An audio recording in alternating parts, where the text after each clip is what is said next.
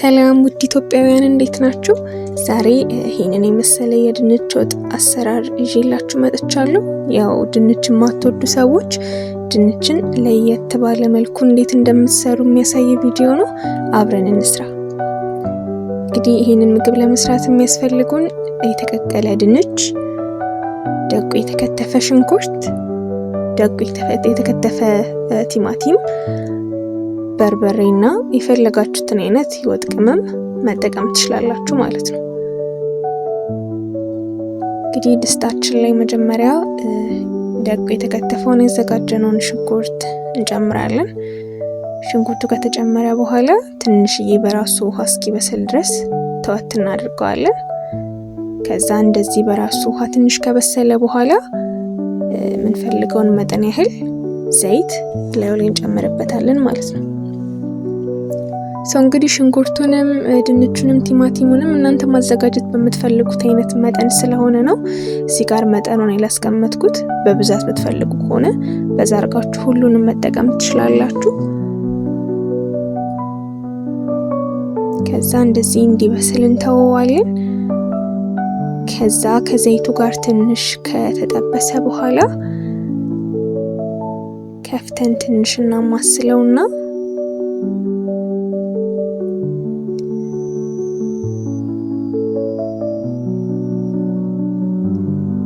ከዛ በኋላ ላዩ ላይ ያዘጋጀነውን በርበሬ እንጨምርበታለን ማለት ነው።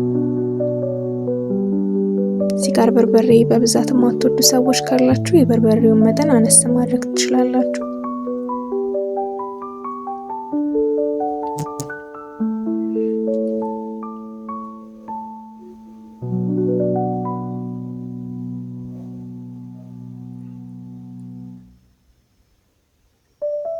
እንግዲህ እንዲያርገን ካደባለቅነው በኋላ ትንሽ ሰዓት በርበሬውና ሽንኩርቱን አብሮ እንዲጠበስ እንተወዋለን።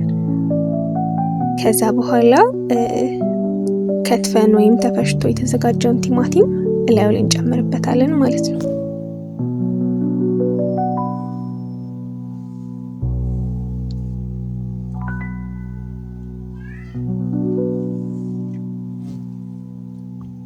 ከዛ እንግዲህ ትንሽ አብሮ እንዲበስል ከድነን እንተዋለን።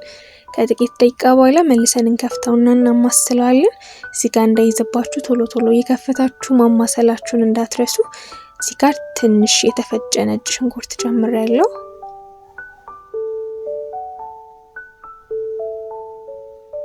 ከዛ ያዘጋጀናቸውን ቅመሞች እኔ ጥቁር አዝሙድና ኮረሪማ ነው የተጠቀምኩት። እናንተ ሌሎች ቅመሞችንም ጨምራችሁ መጠቀም ትችላላችሁ። ከዛ በኋላ ከድነን ለትንሽ ደቂቃ እናበስለዋለን። በመሃል እንግዲህ ካስፈለጋችሁ ውሃ ትንሽ መጨመር ትችላላችሁ። እኔ እዚህ ጋር ትንሽዬ ውሃ ተጠቅሜያለሁ። ውሃው ለብ ያለ ወይም የሚፈላ ውሃ ቢሆን ይመረጣል። ከዛ እንግዲህ እንዲህ ካደረግን በኋላ ይሄንን ትንሽ እስኪበስል ድረስ በዝቅተኛ ሙቀት ላይ እንተወውና ቅድም ቀቅለን ያዘጋጀነውን ድንች እንደዚህ አድርገን በሹካ እንፈጨዋለን ማለት ነው። በደንብ መድቀቅ ስላለበት በደንብ አድርገን እንፈጨዋለን ሹካችንን ተጠቅመን። እዚህ ጋር ቪዲዮ ላይ ሳላስገባ ይረሳው ትንሽ የበቆሎ ዱቄት ጨምሬበታለሁ ለማያያዣ። ከዛ በኋላ ድንቹን እንደዚህ በእጃችን አድርገን እናድበለብለዋለን ማለት ነው። ከዛ እዚህ ጋር አድበልብዬ ጨርሻለሁ እና ከዛ መጥበሻ ላይ ዘይት አድርገን እናሞቅና ያድበለበልነውን ድንች አንድ ባንድ መጥበሻችን ላይ እንጨምራለን ማለት ነው። እንግዲህ ከተጠበሰ በኋላ ይሄንን ይመስላል። ቀለሙን እየቀየረ ቡኒ የሆነ ሲመጣ እዚህ ጊዜ እናወርደዋለን ወይም ደግሞ ወደ ሳህናችንን እናድርገዋለን ማለት ነው።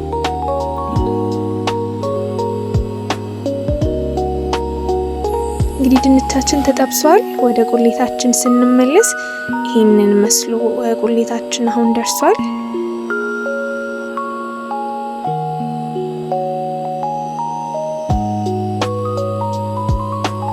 ከዛ በኋላ ቁሌታችን እንደዚህ ስለደረሰ እላዩ ላይ ትንሽዬ ጨው እንጨምራለን።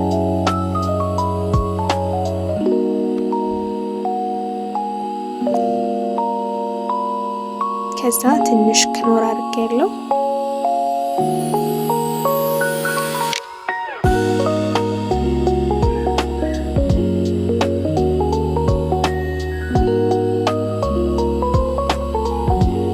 ከዛ በኋላ ጠብስን ያዘጋጀነውን ድንች እዚህ ቁሌት ውስጥ እንጨምረዋለን ማለት ነው።